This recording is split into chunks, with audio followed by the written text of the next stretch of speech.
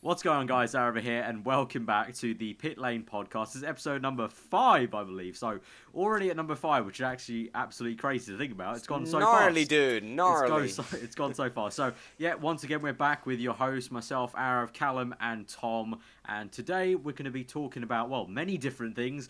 But the biggest thing to talk about is Formula 1 and its qualifying. It's still around. This is still a thing. I can't believe this topic is still being discussed. All 5 podcasts have had a talk about qualifying, and if we did this podcast this time last year, I don't think we even talk.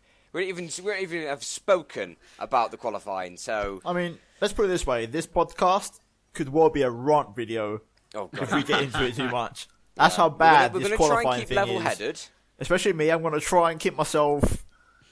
Just going to keep a cap on myself. I'm not going to try and get too over the top. Yeah. But obviously, trying to avoid swear words and things. But this could get very interesting in the next 25 minutes or so. Yeah, so, it's only just because the situation is just so stupid. So if you haven't caught up, because I think there's a sort of two halves of people who are caught up in the news when it happens. So all the people who are like checking their Twitter feeds while Autosport tweets out like 5 different times during the day, oh, the qualifying's changed, oh, the qualifying's changed, oh, the qualifying's changed. And then you've got the second half. You got the second half that lags behind and like tweets me at like 5 PM saying, have you seen the new qualifying rule change? You're like, yeah, mate, you're about like 5 hours too late.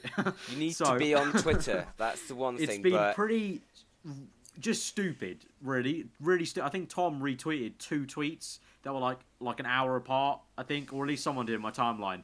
And like the 2 tweets were contrasting in terms of what qualifying was going to be like. It's just so dumb. They can't decide what they want. Yeah. Because obviously after the backlash, it was like, okay, we must get rid of it. We must. And then on reflection, it was like, maybe we could change it. And then everyone was just like, no, don't fancy that, no. I didn't retweet it because, I don't know, I just didn't retweet it. But I did read Bernie's talking, like the way he spoke about the incident, or the incident, this particular thing that's happened. He spoke about it in a way, like, he's basically said, F1, the teams and the bosses can't seem to agree and we can't decide on the format.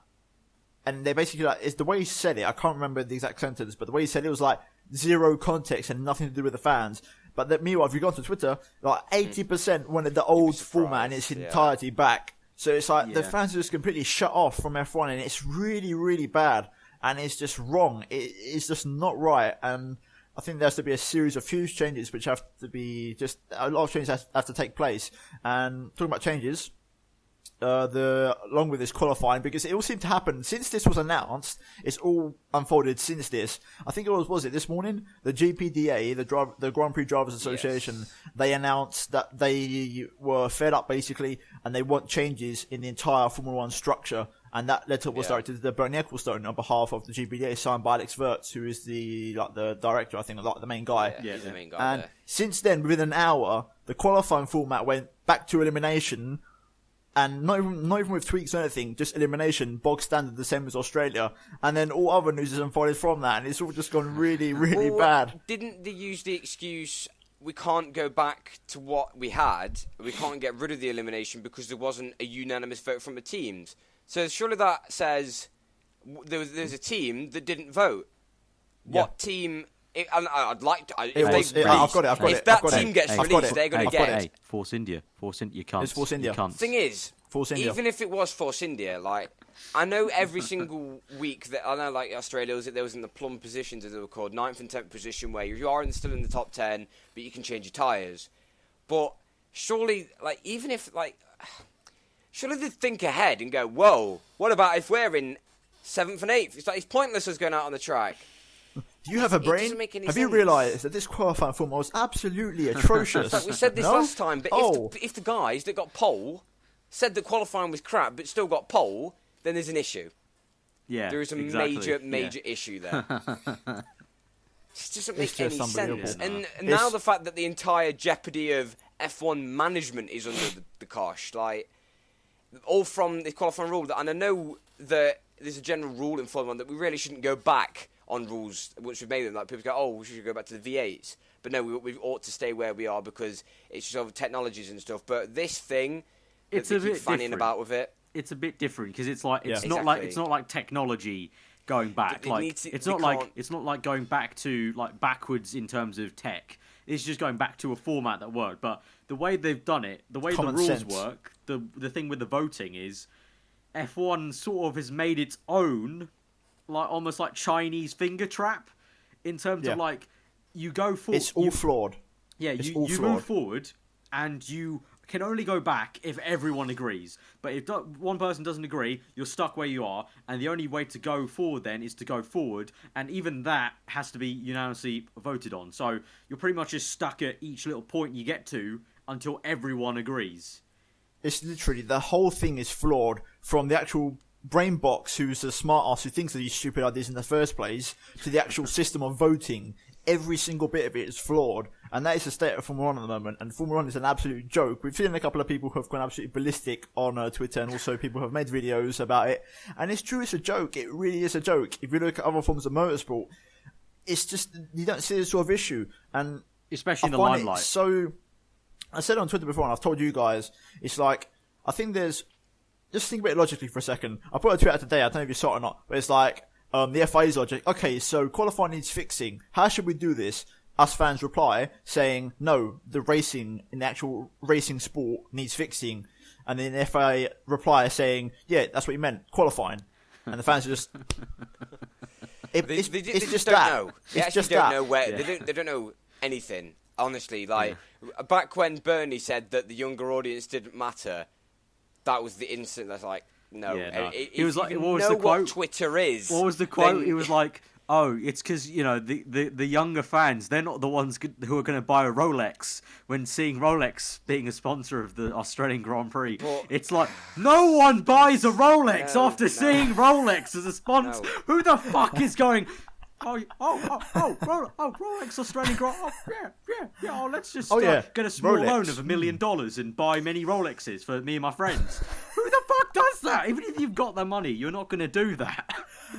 It's Rolex, all it's just a watch. doesn't make any sense whatsoever. The way it's come, where it's come from, doesn't make. I think sense Bernie, whatsoever. like we mentioned this a lot. Formula 1 over on social media is slacking compared to every other form of motorsport. Huge. Like, and it's like, I think you talked to me about it the other day. In this past weekend gone, MotoGP, the first round of the season, every single driver on Twitter had a hashtag which came with a custom emoji for that race weekend. That's how some involved some forms of motorsport like are. someone at Meanwhile, MotoGP in Formula 1, someone in MotoGP has gone to the effort to get that sorted out. yeah. And no Meanwhile, one in in F1 F1, cares. the young fans don't matter, because even though the young fans basically dominate social media, they're irrelevant little pieces of sugar. Great. flip tables everywhere. I think that's what we're going to say. I think that's a huge issue in terms of like also just talking about how F1, like the arguments we always have about things changing. It's like it's also that dynamic. Like even though, okay, one side the fans aren't listened to by the FOM and Bernie and large just the sport in general. But then when you also just zoom into the fans, then the fans are also split up as well because you have that that majority that are very vocal on social media, which are all younger fans, and we're more open to different things and we're more vocal when things aren't working. But then you have like the older fans who are not as vocal and they're sort of just stuck in their way and wanting to be how it was. So simply put, they'll just stop watching pretty much. It annoys me as well when it's also like compared to sports, like other sports that we have at the minute, such as football, cricket, tennis, what have you, is you don't see anything fundamental. Like you never see something wrong with the game because obviously they never change anything about the game. Now And you if can use there the is- argument F1's an always changing sport, like it always has been, but it's just very bad for the sport that it might be filling the back papers with the actual basics of the sport is corrupt. The people behind the sport are corrupt. There's some issue, and I've seen a few people say this, and I wouldn't mind it. But Alex Wirtz replace Bernie Ecclestone, and along with the GPDA, it's just I honestly think that I will it say would be better. It would be better because at the minute it's not going in the right direction at all. I saw it mentioned a couple of weeks ago. I saw someone say Max Mosley come back, and I'm going to be honest with you, that would be a blinding decision to make. At the time, obviously, when Max Mosley was in charge, he wasn't the most popular guys, but I'll be honest, John Todd's let me down a lot. I think he's been very, very meh as the president of the FIA, and Mosley at least has a vision and he's got like ideas in his head. And here's the thing: I think people have a misconception of Formula One. A lot of people use Bernie Ecclestone as a scapegoat. He literally can't do nothing about this. He's just a promoter. Yeah, isn't he like? He's not even. He doesn't own the sport. Yeah, he can't do anything. Well, he's like a stakeholder. Like, he owns part of it, but he doesn't even own all of it. He doesn't have powers he's not anymore. Decision maker. Basically, he doesn't have powers to make decisions anymore. And going back to the Max Mosley thing, like about the ideas he's had. What was it? I think it was only like 2 years ago or something. He had an interview with what was it, BBC or something, like EJ. I remember this. And he had a very tasty idea that I was like, that's actually really cutting edge in terms of an idea, in terms of the whole, okay, teams always complain about the amount of restrictions they have, and, you know, we always talk about, you know, the cars are now getting to a point where, you know, Mercedes can't develop anymore, but the slower teams can't have enough money to spend on to getting the development. So he came up with what was the idea of, it was roughly speaking, I'll try and find the link and put it in the description, but basically, roughly the idea was, if teams want to spend how much they're spending right now, like Mercedes, Red Bull, McLaren, everything like that, they can do that. But they are restricted like they are right now. But for the lower teams who spend under a set budget cap, the regulations are opened up and they can do things like, you know, make the cars look a bit more like they did back in like 2008 and have like winglets everywhere and just open up the regulations a little bit. But only if they spend under that budget cap, which I think is a great idea, because then you have teams who are willing to spend the money looking for that extra tenth, and then you have the slower teams who are, you know, they're going to be very, very good at trying to keep under that budget cap because they have to do that anyway. They could potentially randomly just gain like an entire second, depending on like a big upgrade. It's almost like a bit of a hybrid concept. Yeah. Merging different sort of years of Formula One. But what's a good idea compared to what the ideas we've got now? I go back to it. I was thinking about it today, right? Because obviously I've been new to the podcast today, and I was just having a bit of a thought. I do find it ironic. Let's be honest here. Obviously, social media has grown a lot in the last couple of years, but I can't really pinpoint exactly when. But I genuinely feel like the issues in Formula One have been brought up a lot more, and the sport has been talked down a lot more. Ever since, you could say, the V6 era has begun. Ever since that first V6 engine was fired up and there was the massive backlash with the engines saying they sounded woeful, and then at the start of the car saying they weren't loud enough, and then that issue is eventually fizzled out, but then obviously the noses, the new issues noses came in, and it's all just bad news. And if you honestly think about it, if you go back to 2013, the last year of the V8s, there wasn't nothing wrong with the sport except for Vettel winning. Yeah, but that was the only thing. That was the only thing. Yeah, it wasn't even that bad that back then. That was the only thing fans had to complain about. Was that there was too much domination. Oh, that German's winning again. But it's like, hang on, what's happening again? It's the same thing. So we have the same issue. It's even worse. It's even worse. Yeah, it's even worse in many respects. So it's like, apart from that, okay, so those two factors are the same. So like a maths equation, let's cancel them both out. So then if you look at the rest of it, there was nothing wrong with the sport. There's nothing. It just it's wrong. It's like with the V8, it's like also you had like, for example, for smaller teams, there was obviously Cosworth who were like don't belong to anyone. There are like for any like small team who can afford them.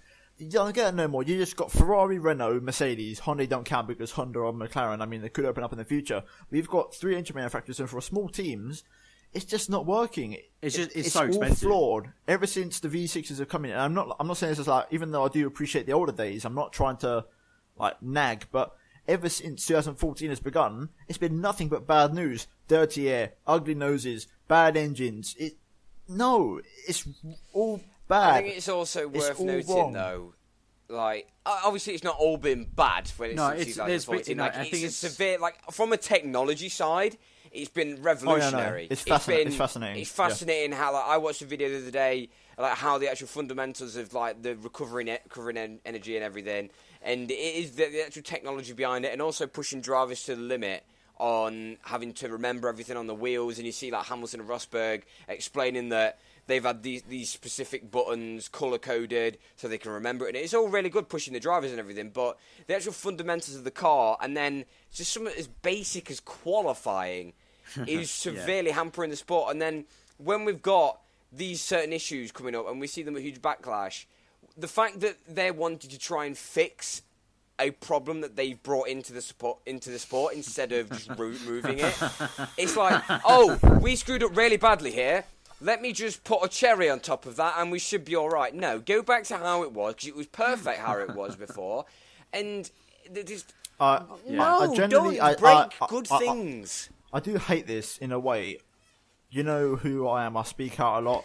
I do favour the old days over now. But I'm not like a complete 100% fanatic who like speaks about the old times and glorifies it a lot. But the fact of the matter is, today I just watched, for example, one of the worst seasons in the old days, 2005. I watched the Monaco Grand Prix, which is not a good race. But the fact of the matter is, you had like 5 cars within 5/10 of each other because dirt year was not a thing, and they were literally sitting on their red light and licking it, as Callum would say.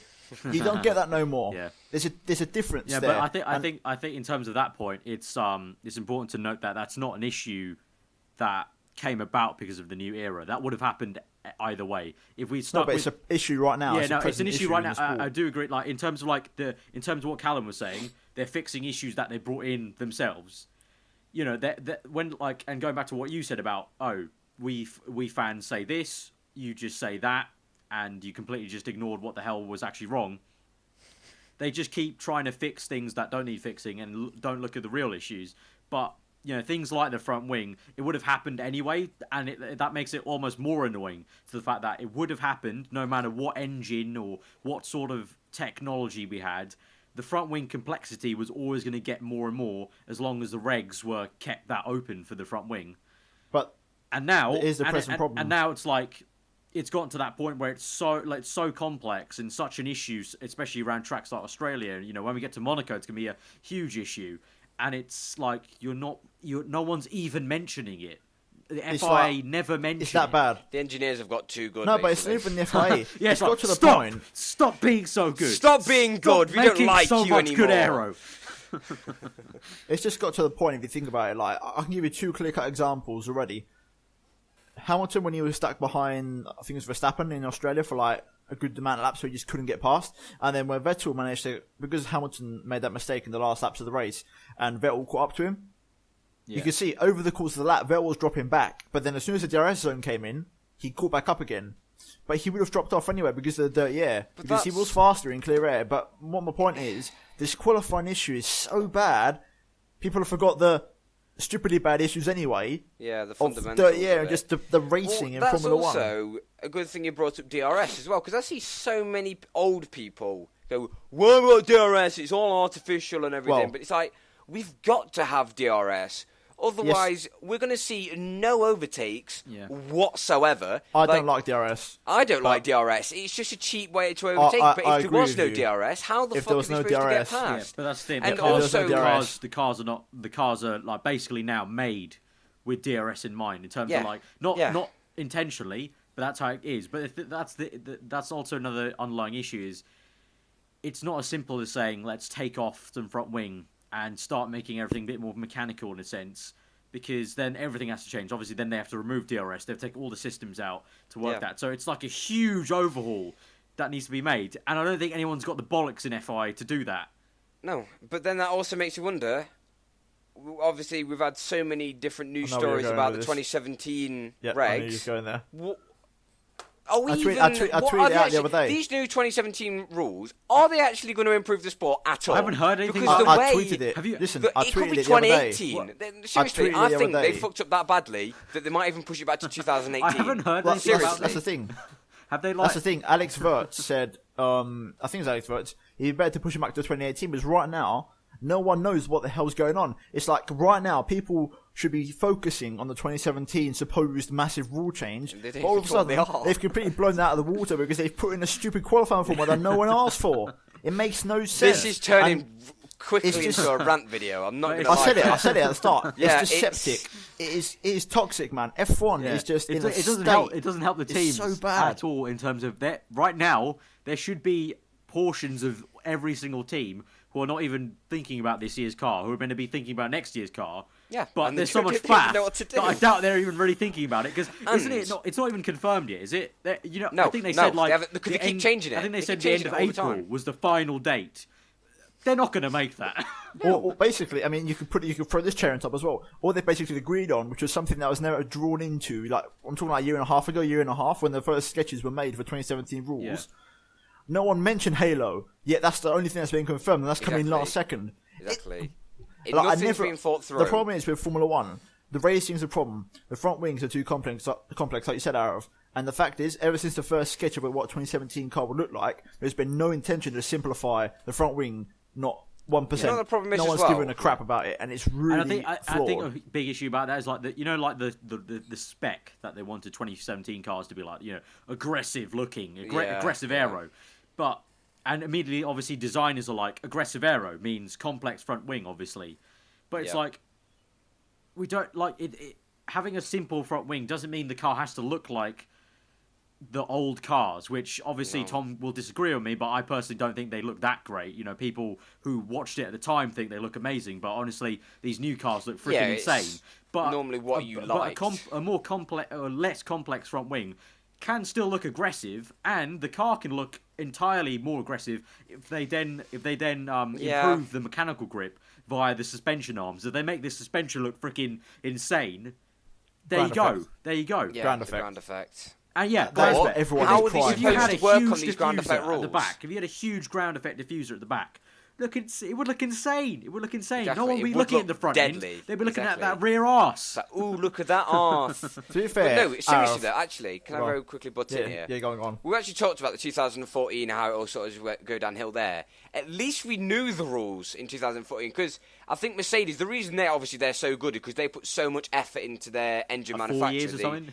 I think they started in 2012. That's how early, because they knew the rules. Yeah. They knew the specification already from that point. So they had years, 2 to 3 years of proper solid work on getting that engine as the best they can. And obviously it paid off. Look at Mercedes now. They're looking like they're already on their way to a very solid season after 2 World Championships. But we're like a year off. We're not even a year off. We're less than a year away.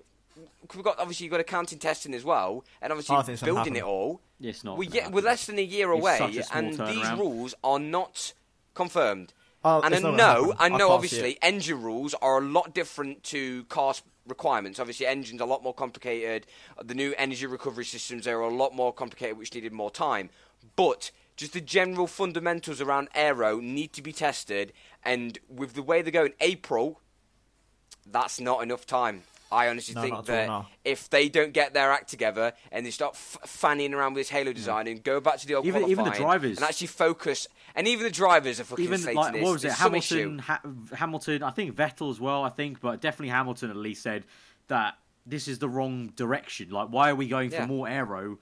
We need a bit more. We need more mechanical grip. We need the tyres to give more grip in the corner. The suspension to push the car into the ground more and kind of just give you the general. Yeah, and he said that the cars are too heavy. Yeah, the cars are too heavy as well now. I don't design cars.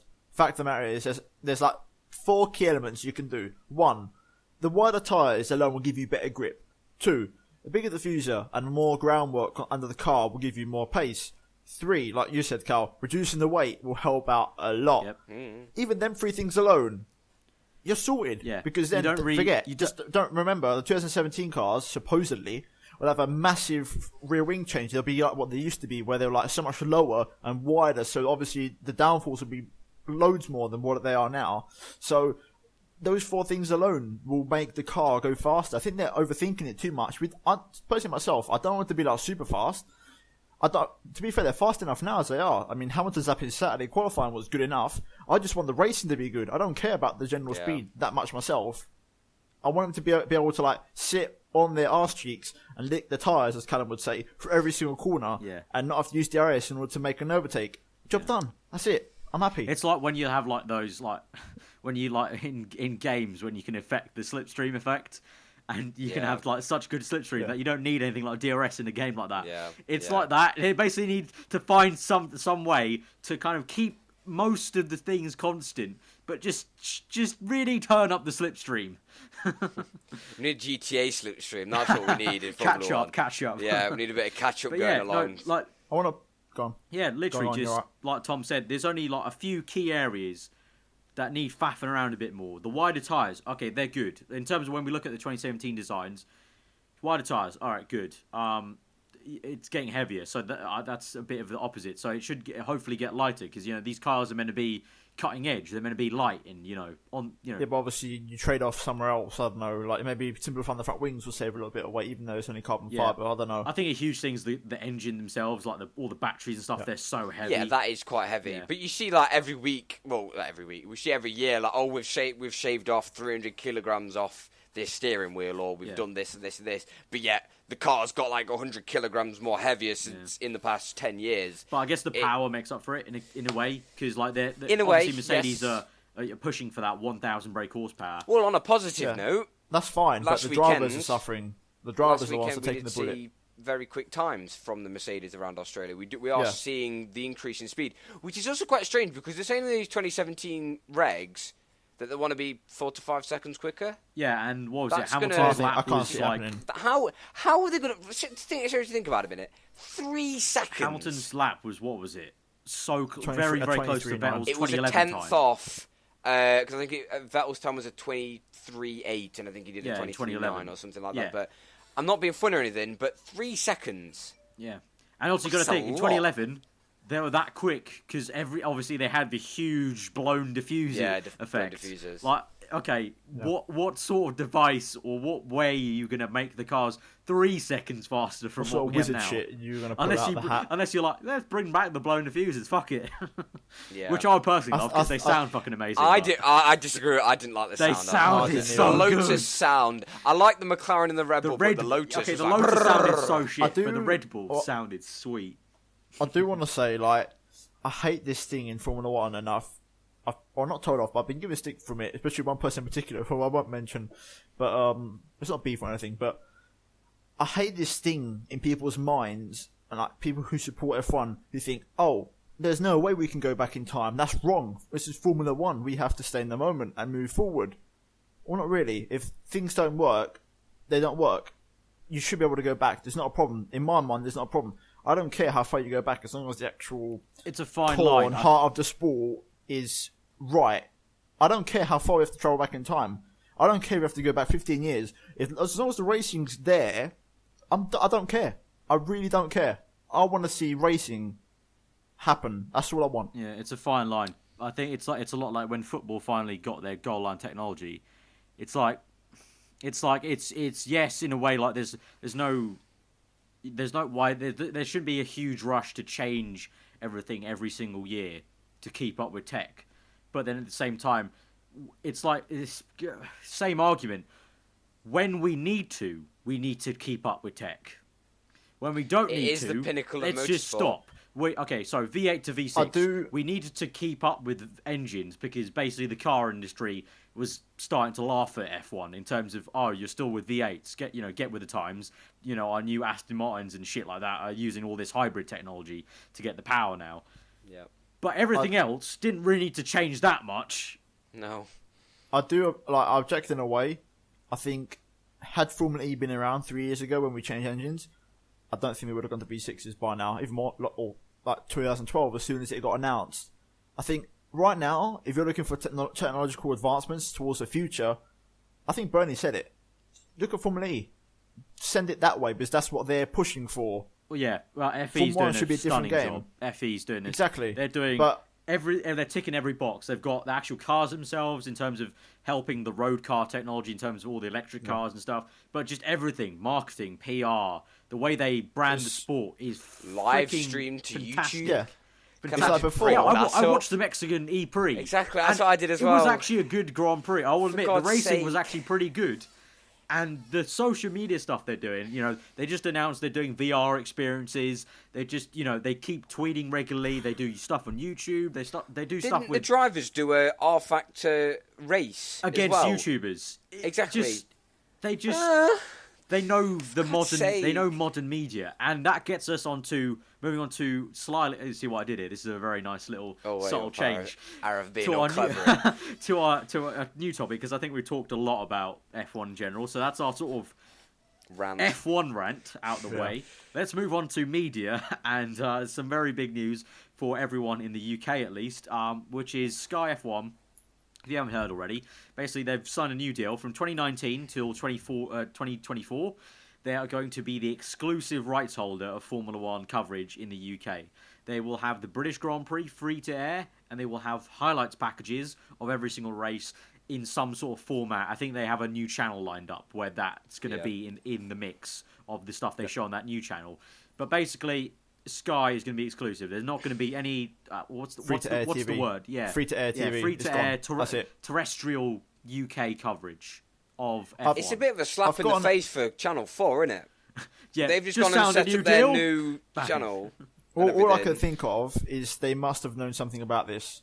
I can't see this coming out of nowhere. I don't think so. Either way, Sky paid a lot of money for this. Now, personally, there was a massive uproar about it. I told Arav, I think it's a bit over the top. Here's the thing. Me, personally, when I watched Australia, I watched the stream.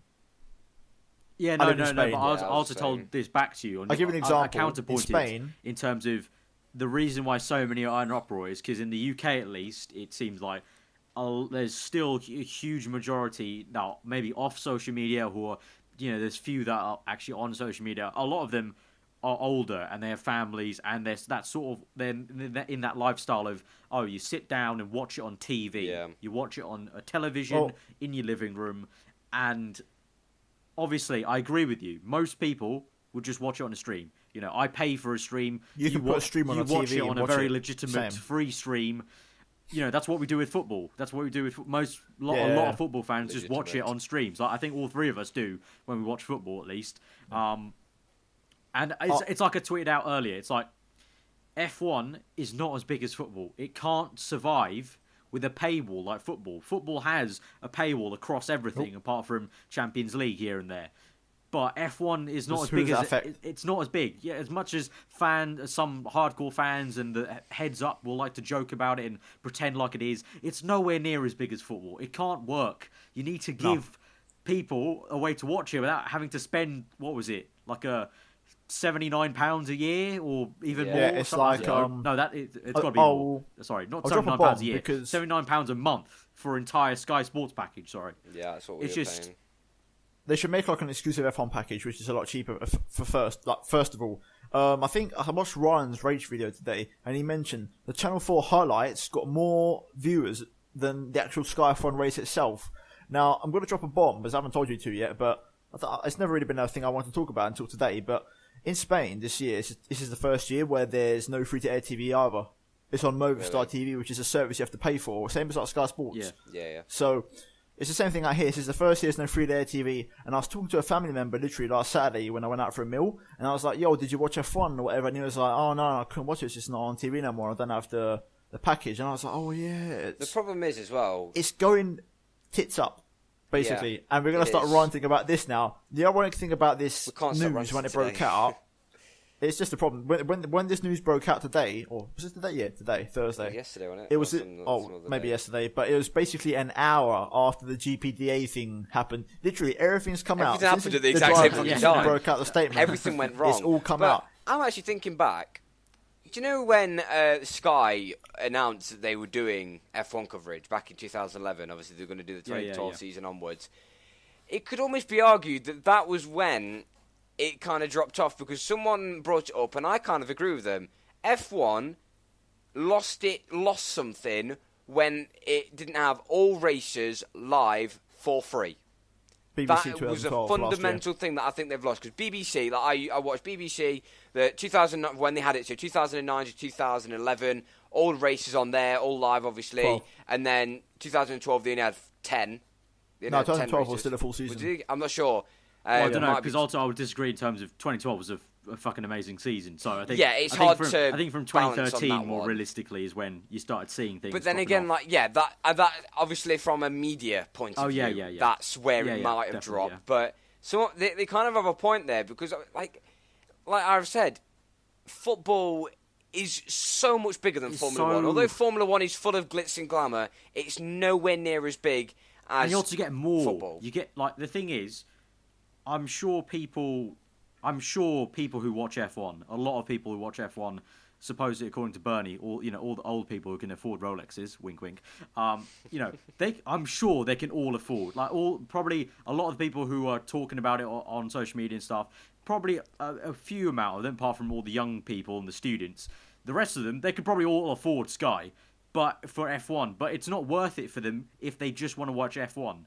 Because you have to pay for the entire package. Honestly, by the way, if you don't know about this, I think it only works in the UK. But if you do want to continue watching F1 and you don't want to do a legitimate stream because you have morals and all that crap, you can pay £6 for a Now TV pass to just watch the race weekend. 24 so hours, it's a very good deal. But getting back to what I was saying, you have to pay for Sky 1, 2, 3, 4. But when a football fan pays for that, you get so much more. You get every game. Especially because Sky have now got the German league and the Spanish league. Although they did lose the Champions League. They did lose the Champions League, but they've got every other kind of domestic league coverage. BT, on 1, 2, 3, 4, 5 now. BT Sport are probably on top for football now. But even still, you've got the two. Yeah. For me, BT Sport are ahead. But it's the same thing. It's a paid program. It's a paid program. What I will say is for F1, I do agree there's less fans than football. However, I don't think there's that much of a difference if the sport was in a good place. I think F1's in the worst place it's been in, I think, ever. I think F1 right now is in the biggest shithole it's ever been in. If F1 was in a good place, I think a lot of fans would come back and watch. I think a lot of people don't have time for F1 no more.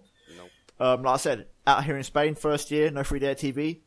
2019 in the UK, no more free-to-air TV. However, I will say regarding that, I think it's still 3 years down the line. I think they'll make something. I think they'll do something, some package or something. There's room for surely, change, yeah. Yeah, because think like Aarav, you and me talk about this yesterday. They'll probably recruit EJ, DC. They'll bring some guys over. If they have to make like a full-on F1 package, they'll bring everyone over, like Ben Edwards, all these guys, and they'll make like a full-on 20-guy crew and make like 2 or 3 channels of F1 and go all out. So obviously, I think we're prejudging the 2019 stuff a bit early. Yet it's still 3 years down the line. Yeah, but overall, if you're watching F1, I'll give you an example. In 2005, Alonso won his World Championship. No one in Spain really watched F1 up until then because there was no big Spanish driver. When people started to hear about Alonso coming in, everyone watched the sport. And if you look at F1 now in Spain, it is huge. And now it's gone off free-to-air TV. It's gone. Yeah. I think it's also F1's losing a lot. Yeah. Like, I recently, on a personal note, I recently introduced my dad to streaming because we got rid of our Sky Sports package. Like, we got rid of it because of saving money and everything, because we found that we wasn't even really using it that much. Yeah. And we axed it, and then I basically immersed my dad into the streaming world. And now, like, I go downstairs, if there's a Liverpool game on because he supports Liverpool, he'll have a stream up. Yeah. And the problem is, okay, my dad's an exception.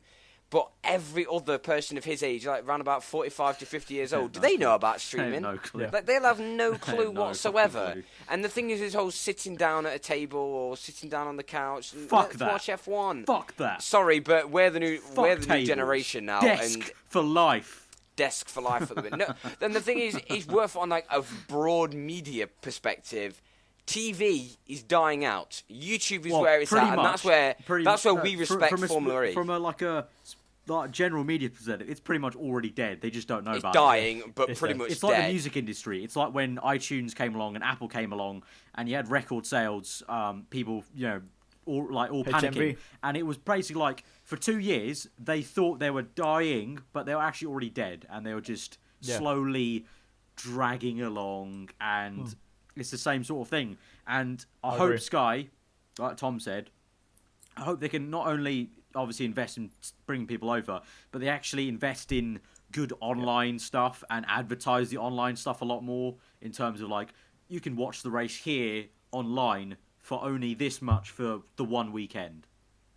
I'll do like a monthly package or whatever, but at the end of the day, SkyF1 needs to change a couple of things, like Salman Lazenby, there's a pal over there.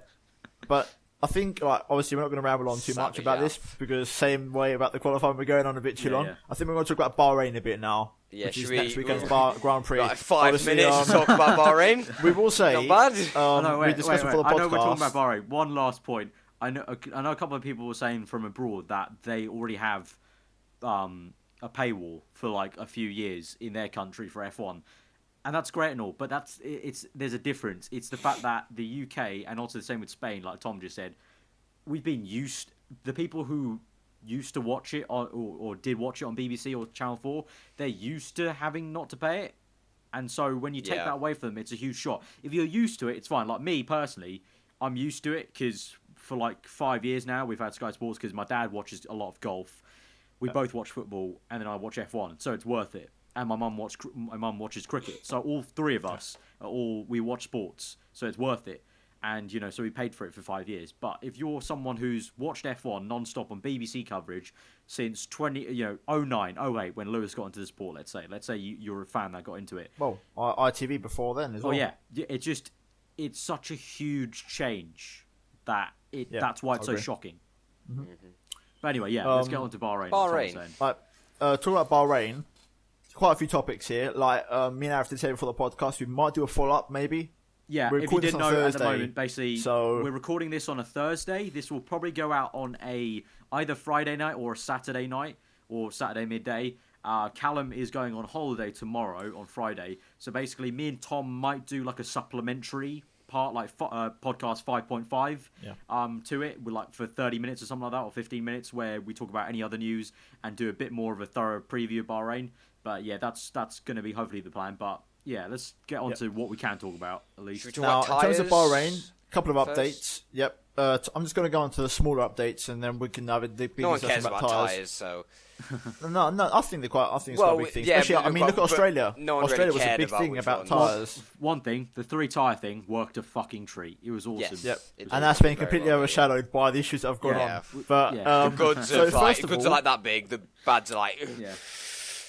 The majority of people who are watching this podcast have probably watched the Australian Grand Prix, and therefore you may have seen Alonso's horrific crash, which he somehow walked away from miraculously. Thankfully. Turns out, news breaking this week, they've managed to somewhat save the engine and the gearbox, apparently. Some parts. Now, what they've done is, I read it in an article, I'll put the links down below. Yeah. They've basically shipped the engine, or what was left of it, and the gearbox back to like the Honda HQ, and they're going to try and rebuild it, and they reckon they could get it back to race spec and fix it up. Meanwhile, the thing Alonso is going to get... I think they'll still lose some components in terms of the They'll probably have lost a power unit. Yeah, but it might not warrant a grid penalty, for example. Well, I think it could warrant a grid penalty down the line, because the thing is, it's not as simple as you've lost an engine. There's like basically you saw it last year that lots of the tech guys on Twitter were kept on posting it. It might not be chart of like things tipped off. It might not be a component though. I'm saying that warrants a grid penalty. It might be something that you can get away with. Otherwise, they wouldn't have bothered shipping it back to try and save it.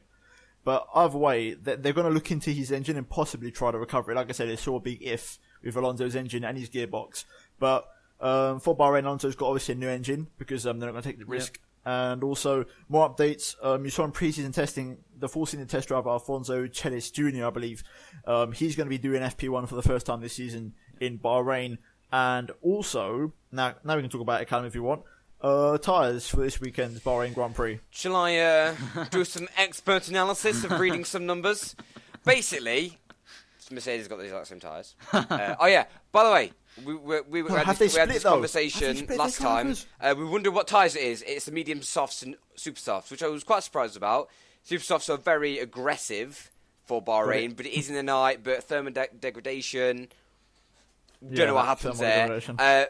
Ferrari have two more sets of medium tyres and less soft. So, but obviously, a lot of people misinterpret why Mercedes have only got one set. Surely, like after Australia, like, oh my god, why haven't they got like 9 sets? They picked all these ages ago. They have no data from the Australian Grand Prix. They picked it way before the Australian Grand Prix, so it's all a bit of guesswork from that point. It is a blessing in disguise for Ferrari after what happened in Australia, where pretty much because of their lack of running on the medium, they're going to want to get the data for this race, because that basically screwed them out of a race win at Australia. So that's a good thing for Ferrari. Obviously, it's not just Ferrari. A lot more teams overall. I think half of the grid pretty much have gone for much more medium tyres, or like the harder compound of tyres compared to Australia. I think that's the nature of Bahrain just being more of a deg track. But I'd say but at night, it's not the same as it used to be. It's not the same as it used to be, but it's still our issues. It's not like Australia in terms of that. You won't see teams probably running an entire half race on mediums around Bahrain. But in terms of the Ferrari thing, also I think generally there's a pattern. I think the Ferrari just likes softer tyres overall, which could be very tasty going to tracks like Monaco, Canada, it could be a very lit AF Grand Prix for Ferrari when we get And there. also, now you mentioned that. I think me and you, Tom, will go to the same point here. You can take it away. Is it Monaco? Actually, well, they're confirming that Monaco is going to be their debut for the Ultrasoft, so we get to see purple tyres. I'm looking forward to because I like purple tyres. I like the look of them. Like, sick. There's been some old farts on Twitter, the tech guys. Yeah. Like, oh, I don't like the pink. But that is also a good thing on the social media front because obviously Pirelli put it to Twitter and they said, what colour should we make the Ultrasoft? Should we make it grey or should we make it purple? Grey. No, grey reminds me of that really bad hard tyre. That shitty 2012 tyre we all hated in the game. If anyone played the 2012 game, you'll know the struggle of the 2012 tyre. It was a pile of ball sacks. Absolute pile of ball sacks. You know, I agree. I'm going to look forward to seeing the purple tyre and watch how drivers hit the cliff after 2 corners. It's going to be good. Yeah. Also, turn one. Oh, a tyre's gone. Before we get right into the Bahrain preview, another just side note of news. Ecclestone confirmed today that the Monza deal, which did seem to be in jeopardy, they looks like they've finally ironed out the issues and there's going to be a new deal in place for Monza, which should take up to 2021, if I'm not mistaken. So it's good that we keep some of these tracks don't they? on the calendar. Yeah, Monza's but it's always been Monza's going to get axed. Monza's going to get axed. But eventually, I don't know, yeah. Thing is, it's the same cycle over and over again. Like, if you think about it, it's like we run up to Italy, it's like, oh, it might be gone, and then we have the Italian Grand Prix. The race might be a little bit mad, but then we see the fans were like, how could you not have this track? And then Bernie Ecclestone goes, yes, of course, we wouldn't have even thought about removing it. And then they go back tactic. To Like, he likes to scare tracks into giving him a better deal. Like putting a gun up to the red light. You'll get fucking axed. Okay, sorry, we'll give you a better deal. We'll take less money. Yeah. It's the same. Yeah, that's Bernie for you. But it's the same kind of cycle over and over again, and we see this with other tracks as well. But let's hope it doesn't happen for 2016. I don't know how long we've been going on for, but I think we can sort of move towards the end. So I think we'll go for predictions for Bahrain. Yeah. I think we're coming to like a natural end. So 6 minutes ish of just little predictions. Yeah. So. Do one of you two want to go in terms of just your brief analysis? Because I think me and Tom will probably end up doing that supplementary. I'll give my thoughts. Yeah, Callum can give his more in-depth ones. More than likely. I'm probably going to say that we are.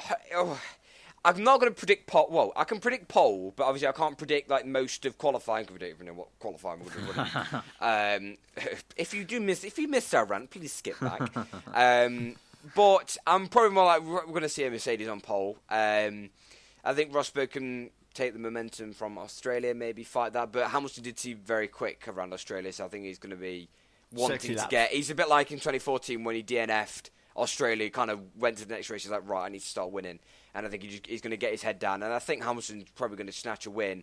I think we are going to actually see some Ferraris on the podium. I think we're going to definitely see Ferraris on the podium. More than likely going to be Vettel, but I think we're going to see Raikkonen hopefully closer. Like, I'd like to see a good front four battle again with them four, mixing it up a little bit, and hopefully, I doubt we're going to get a red flag. The track's as wide as bloody the Antarctic.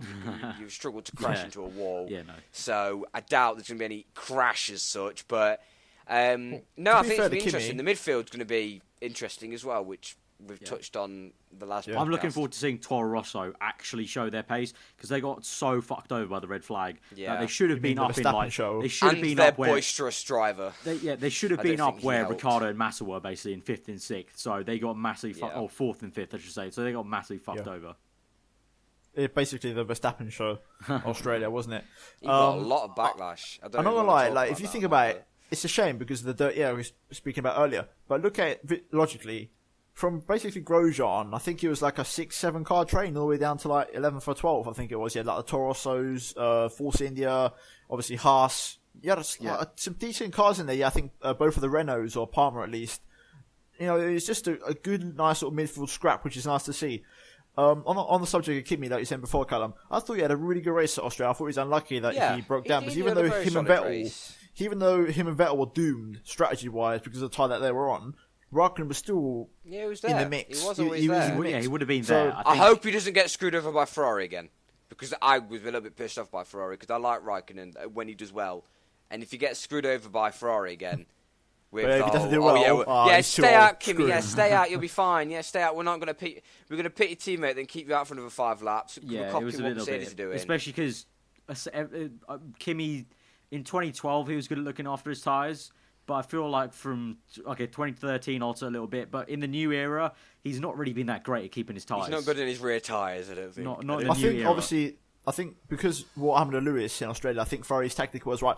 Vettel is going to mark Rosberg, and Kimi's going to mark Lewis. Yeah. Obviously, Football, because Lewis was so bad, up. I think that was the strategy. I think they knew Vettel on the day had the better pace, so obviously they're going to keep Kimi as a rear gunner to keep Lewis Hamilton at bay. I think my prediction for Bahrain, I'm going to say Rosberg gets pole. I think it's a big shock in terms of the whole momentum and the big battle, the great battle of Lewis and Rosberg. The great battle. That I genuinely think that Rosberg winning the first race was a bit of a shock to a lot of people, and he drove really well. It was comfortably fast. He could have upped his pace if he wanted to. So fair play to him, and I reckon he might get pole. He's won the pole trophy for the last 2 years, so I think he might get pole. In terms of the race, Ferrari seemed very good on the start. And in Christian Horner said that he didn't see Ferrari start Australia as a surprise. He could see that they were fast in testing. So it seems like Ferrari have an upper hand on the manual starts, which they're now doing. So in the race, who knows? I'm going to go for it. I want to say Vettel wins at the Bahrain Grand Prix. I'm going to go for it. I'm actually going to... If they don't get screwed over by strategy, I'm going to agree. I'm going to go for it. I think Vettel could snatch it. I think he's going to have so much momentum and kind of be like, we were so close to the win last race. I think he's going to really go for it, and they're going to make sure. I'm sure Vettel would be staying up late night with the strategists, making sure, this is what we're doing. This is the better tyre, isn't it? Okay, cool. So I think there could be the seeds could be planted for the Rosberg Hamilton sort of in-team battle. I think something could happen. I don't know why. I think Vettel's going to be sort of walking away at the front. They're going to want to catch Vettel's up, but team orders. I honestly think it might turn into a bit of like a Vettel. And if Rosberg Kimi turns up, I think it's going to get tasty. I'm going to go for a Vettel win and a Rosberg pole, and I think Mercedes are going to have a little bit of one of them. Yeah, so I think we'll see a Ferrari leading into turn one. I'm probably going to go for Hamilton pole, but I think that you'll see again Ferrari making a great start. I think Ross. Go on. No. Side note, Red Bull, don't rule them out. Horner seems very confident now, doesn't he? And he said, I think this week, with the engine upgrade for Canada that they've got, they reckon they could get up to Ferrari. They reckon they're going to catch him with this engine upgrade. Ferrari. So that's a bold statement. To be fair, that's quite a few races away, though. Yeah. But they seem confident in general, already. Renault Ricardo's didn't look pace. too bad. Like Palmer. No, I like Renault now. I don't know. I never liked them as Lotus. Lotus, Palmer but I like had them in a as straight Renault. line over this Toro Rossos with DRS was actually pretty impressive. So. Well, they reckon they managed to fix what was wrong with the engine without using any tokens, didn't they? So now they've got tokens to actually use to develop it. So Renault could be a sleeping giant of sorts as the season goes on. You could watch them maybe progress. Yeah. But I'm going to say that's my prediction, and then obviously I think a Ricciardo wild card. So you can go back. I think we'll see a Ferrari leading into turn one. I think Vettel will lead turn one. I think he'll go on to win it. I think it won't be easy. I think Rosberg or Hamilton, both of them maybe, will chasing him down. Squeeze him. I think maybe Rosberg and Hamilton will trip over each other while trying to chase Vettel. Verstappen signs. And then I think I'm going to go for probably Vettel, Hamilton, Rosberg third, Kimi not too far behind. Fourth. And I think you can see Kimi's a solid fourth. And I think you can see Ricciardo or Verstappen or Sainz, close enough, or maybe on the same straight. I'm gonna go for the curveball here. I don't know which Mercedes driver, but one of them's going to finish off the podium. I think it's going to be Vettel first, Raikkonen third, and then a Mercedes driver second, and then the other one either fourth or outside of the points. It's typical. What? So you're basically saying that Raikkonen's getting the same thing as last season, where the only time to get something. Well, he'll get third, but the only time he gets on the podium when there's no champagne. Rosewater straight in my basket. All I'm saying is I think there could be a Mercedes something brewing. Well, I've got a feeling. On that note, I think we'll wrap it up. We're going nearly 55 minutes, so that was a really solid podcast. If you guys have enjoyed it, hit that like button. It'd be awesome if you try and get over 1,000 likes. As usual, let us know what you thought of that podcast in the comments below. It's absolutely amazing to see all the support on Twitter, especially in terms of lots of you guys tweeting about you getting addicted to podcasts in general and stuff like that. It's been absolutely awesome to see. If you're new around here, then do subscribe to this channel for the podcast. Subscribe to these two links in the description. And yeah, me and Tom might be back on Sunday with a supplementary podcast, depending on any news that happens. but we'll see about that. This will either be uploaded on Friday or Saturday, so depending on that, we'll let you know on Twitter if there is going to be a supplementary one, so look out for that maybe. But yeah, we will see, apart from the supplementary, we'll see you guys next time then for the Bahrain Grand Prix, obviously, which is going to be very, very interesting. Rubs hands together. It's going to be very, very good. So we will see you guys next time. Goodbye.